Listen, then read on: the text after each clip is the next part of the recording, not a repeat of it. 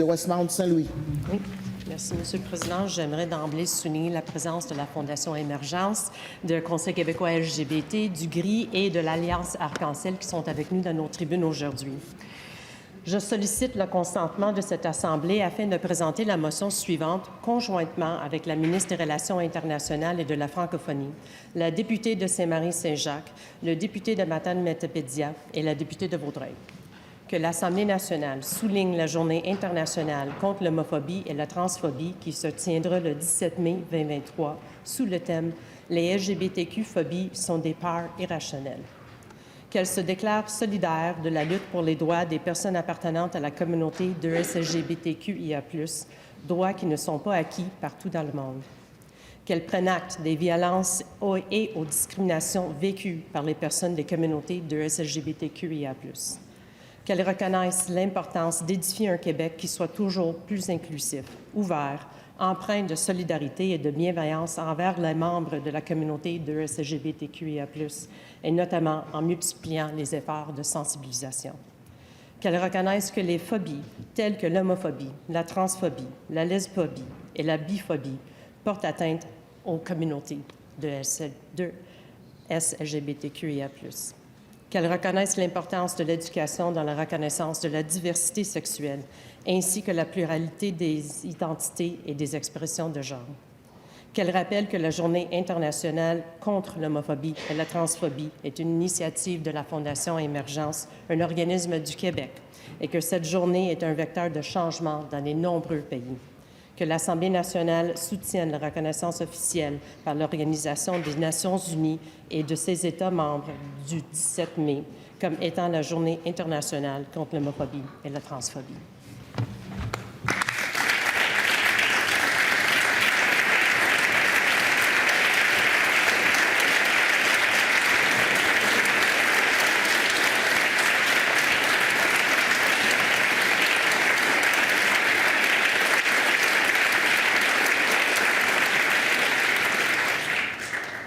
Y a-t-il consentement pour débattre de cette motion? Il y a un consentement pour un débat de 2 minutes par intervenant dans l'ordre suivant. La députée de Westmount-Saint-Louis, la ministre responsable de la Solidarité sociale et de l'Action communautaire, la députée de Sainte-Marie-Saint-Jacques et le député de Matane-Matapédia.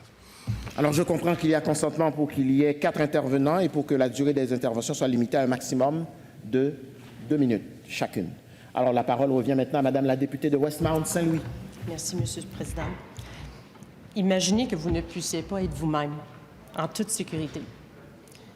Imaginez que vous ne pouvez pas exprimer ce qui vous rend heureux, d'aimer la personne qui vous rend heureux en paix. Imaginez que vous ayez peur d'aller au travail, à l'école. Imaginez qu'on vous refuse un logement ou des soins de santé. Imaginez qu'on vous dit que vous valez moins que les autres, que vous êtes dégoûtant, que vous êtes une menace, que vous êtes une aberration et que vous faites peur à la population. Imaginez que cela arrive non seulement à vous, mais à vos enfants, à vos proches, à vos citoyens. Imaginez que tout ça arrive à cause d'une phobie que la société a envers vous. C'est peut-être difficile pour vous d'imaginer tout cela, mais c'est la réalité des personnes qui s'identifient comme membres de la communauté LGBTQ.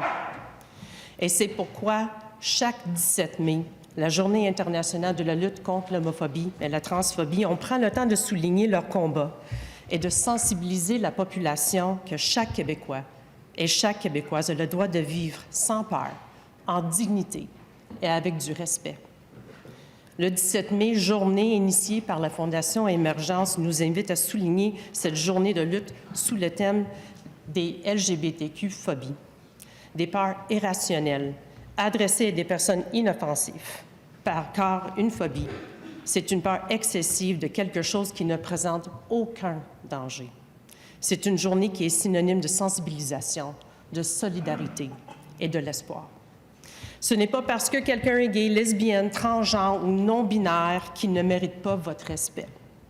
Je comprends l'importance de faire une journée pour souligner cette lutte constante, cette lutte encore plus nécessaire. Mais je souhaite malgré tout que nos actes suivent les paroles prononcées dans cette Assemblée. Je souhaite que cette sensibilité se continue même en dehors de cette journée hautement importante et symbolique. Je me lève aujourd'hui, Monsieur le Président, mais je sais au moment que je m'assois, je vais être la victime de la haine et des commentaires inappropriés et blessants. Notre société, bien qu'elle fasse et qu'elle a fait des avancées, il faut juste lire les commentaires dans les réseaux sociaux, dans la revue de presse et regarder ce qui se passe sur la scène internationale pour comprendre qu'il reste encore du chemin à faire. Parce qu'aujourd'hui, il faut continuer à poser des gestes concrets. Nous avons la responsabilité de mettre en place les actions, des lois, des mesures concrètes pour combattre l'homophobie et la transphobie. En mon nom personnel et au nom du Parti libéral du Québec, je veux que les membres de la communauté LGBT sachent que nous sommes là pour vous, que nous allons continuer à lutter pour vous, puis que vous n'êtes pas seuls. Il est temps de mettre fin aux phobies. Merci, Monsieur le Président.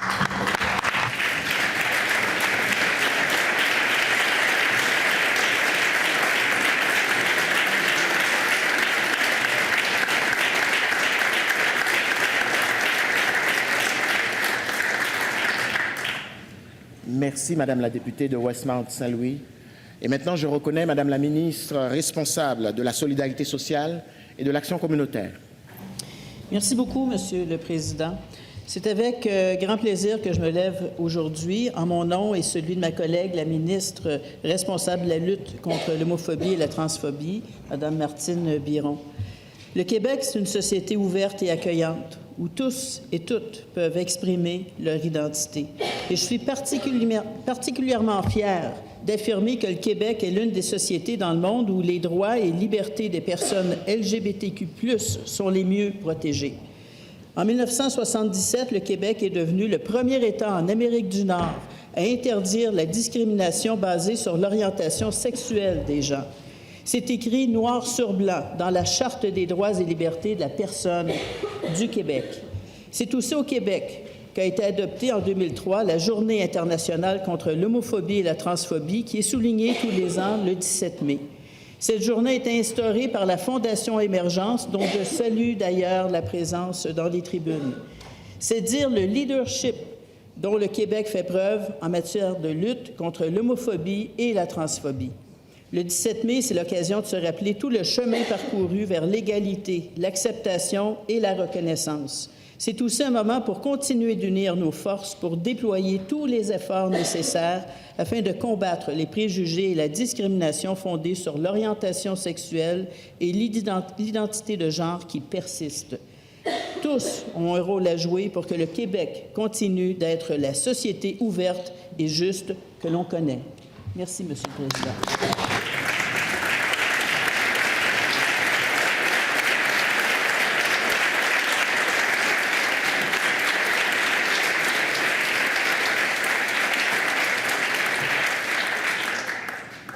Merci, Madame la ministre.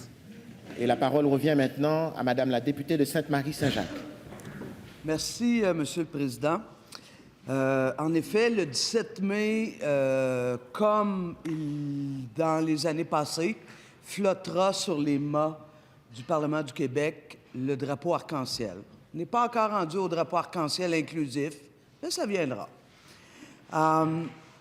C'est pourquoi je note ça, c'est effectivement pour rappeler que le Québec, on a fait des grands pas, que le Québec, on a raison d'être fiers sur un paquet d'éléments, mais qu'il nous reste encore du travail à faire parce que c'est sûr que les droits des minorités, c'est des droits qui sont toujours fragiles. On le voit ce qui se passe au sud du Québec. On le voit ce qui se passe ici, même au Québec. Et ça, pour ça, de voir que notre Assemblée nationale, année après année, réaffirme à l'invitation de la Fondation Émergence, réaffirme que pour nous, lutter contre l'homophobie et la transphobie, c'est fondamental. C'est vrai qu'il y a aussi la lesbophobie, la biphobie et tout. Mais j'adore votre thème cette année parce qu'une phobie, c'est une peur irrationnelle. Et ça, pour moi, si on commence à nommer ça clairement comme ça, on va se dégager des gens qui sont victimes de ces phobies-là. Et on va peut-être se mettre à regarder avec, je dirais, un œil peut-être un peu plus dégagé sur, c'est quoi, moi, mes biais personnels par rapport aux personnes non-binaires, par exemple? Je suis capable, moi, de comprendre ça voudrait dire quoi sur mon permis de conduire à moi si je n'avais pas la lettre qui m'identifie, parce qu'on a décidé de garder ça au Québec, qui m'identifie selon le genre où je me reconnais. On a reconnu collectivement que les personnes sont les seules qui peuvent identifier le genre duquel ils sont, y compris la non-binarité. Mais par contre, on n'est pas rendu là. Alors, il y a du travail à faire, mais pour moi, j'ai envie de rappeler que la campagne qu'on mène ici au Québec, depuis 20 ans d'ailleurs, grâce à la Fondation Émergence, bien, on souhaite que partout, et c'est ça qu'a dit la dernière phrase, que l'Organisation des Nations Unies ainsi que ses États membres instaurent officiellement par résolution le 17 mai comme Journée internationale de lutte contre l'homophobie et la transphobie. Et moi, tant que ça ne sera pas fait, vous pouvez compter sur moi pour continuer à me battre. Bonne journée.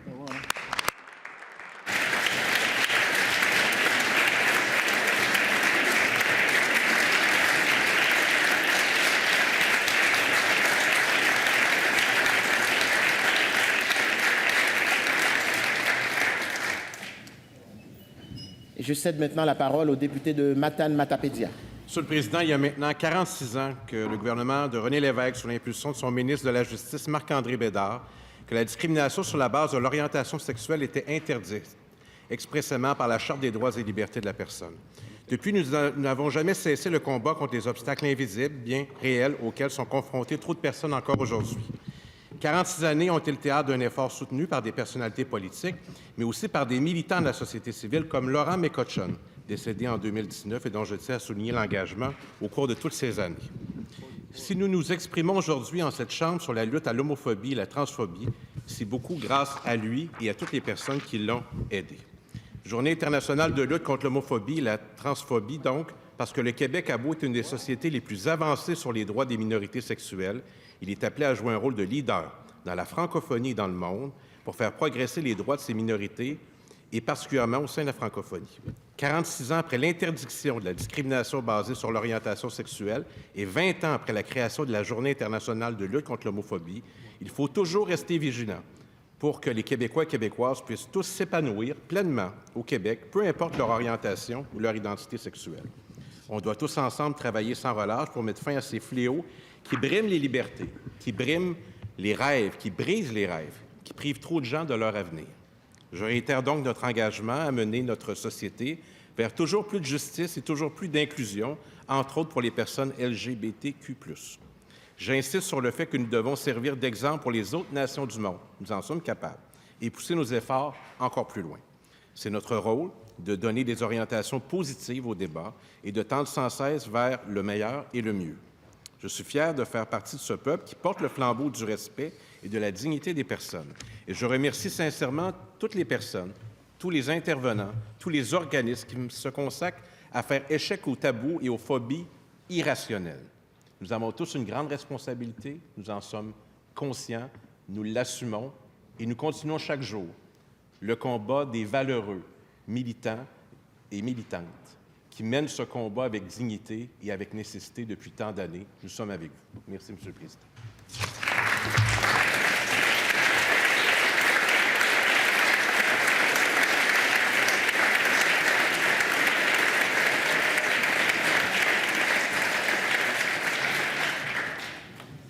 Cette motion est-elle adoptée? Adoptée.